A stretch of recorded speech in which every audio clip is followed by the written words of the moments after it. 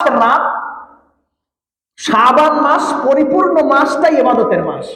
কিন্তু যখন 14 তারিখের রাত আসে, নিসফে মিন শাবান, শাবান মাসের মধ্যস্থতার রাত আসে, মধ্যরাত যখন আসে, যেটাকে আমরা শবে বরাত বলি, যেটাকে ফার্সি ভাষায় শবে বরাত বলা হয়, আল্লাহ পাক রব্বুল আলামিন ওই রাতে বান্দাদেরকে ক্ষমা করার জন্য আল্লাহ পাক রব্বুল আলামিন আসমানের নিকটবর্তী স্থানে আসেন, এসে বান্দাদেরকে বলেন, ও বান্দা, কে আছো আমার কাছে আজকে ক্ষমা চাবে?